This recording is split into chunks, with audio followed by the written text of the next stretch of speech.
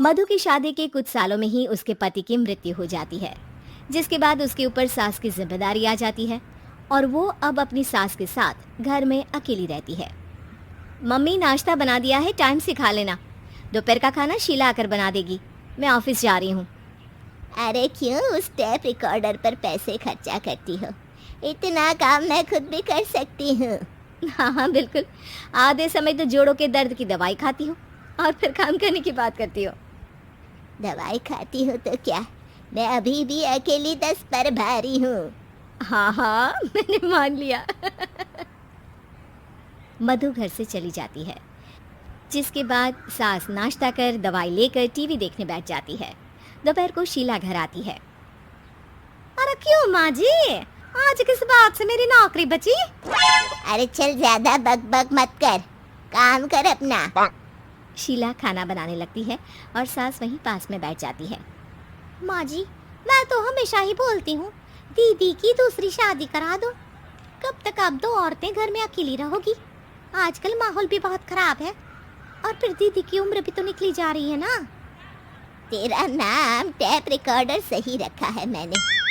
तेरी एक ही बात को रिपीट मोड पर चलाने से वो पूरी नहीं हो जाएगी, इसलिए मेरी बहू से ज्यादा खाना बनाने पर ध्यान दे, नहीं तो कहीं वो भी तुझसे मुंह ना फेर ले और नौकरी चली जाए। क्या माँ जी, आप भी हमेशा मेरी नौकरी के पीछे ही पड़ी रहती हो? तो क्या तेरे पीछे पड़ूं?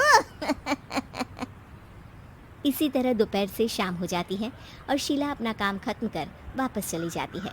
अब अकेली सास एक बार फिर टीवी देखने बैठ जाती है, जिसकी थोड़ी ही देर में मधु घर आ जाती है और सास बिना कोई देर किए शीला की बातें उसे बताने लगती है। मम्मी, आप भी ना किसी बच्चे से कम नहीं हो, जिसके पास हमेशा शीला को लेकर कोई ना कोई बात रहती ही है। अब बस भी करो ना, इतनी बुरी नहीं है बेचारी।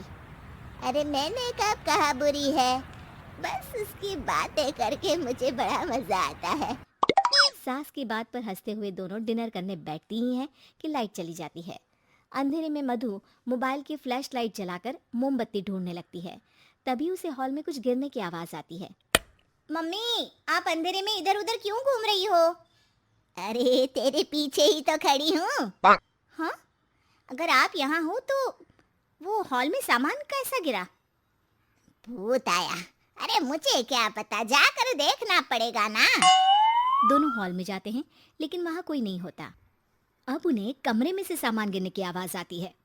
लगता है ये भूत चोरी करने आया है, इसे वापस कब्र में पहुंचाना ही पड़ेगा। बस हाँ, आप ज्यादा ना 30 मार खा मत बनो, मैं पुलिस को फोन करती हूँ। अरे जब तक तेरी पुलिस आएगी तब तक क्या वो हमारे साथ बैठकर अंताक्षरी खेलेगा?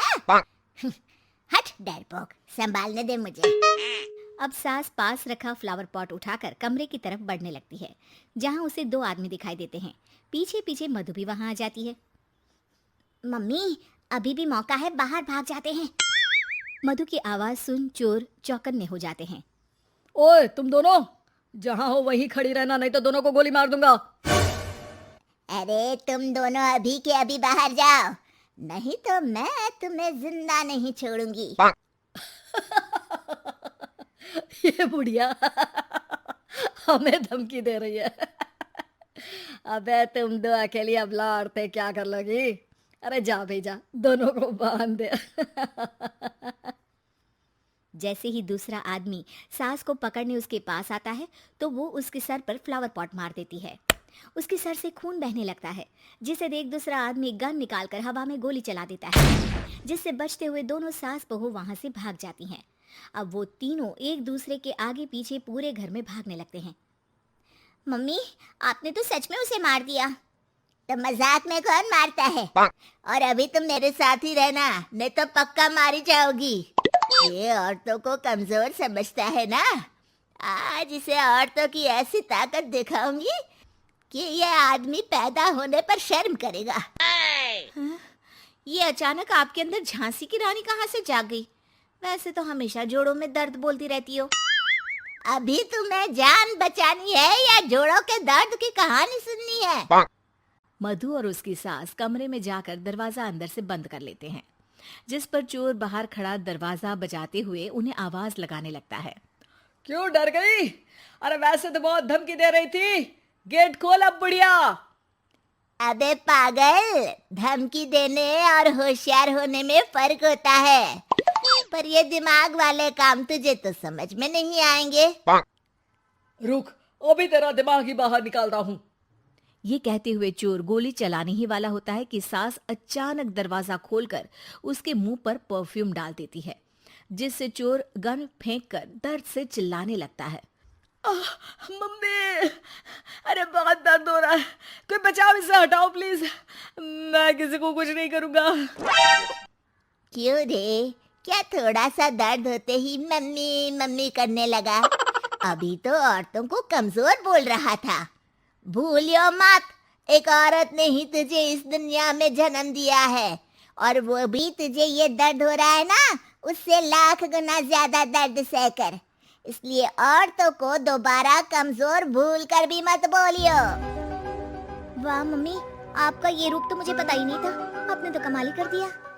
कहा था ना, अकेली ही 10 पर भारी पड़ सकती हूँ, ये तो फिर भी 2 ही थे। इतनी देर में पुलिस भी वहां पहुंच जाती है।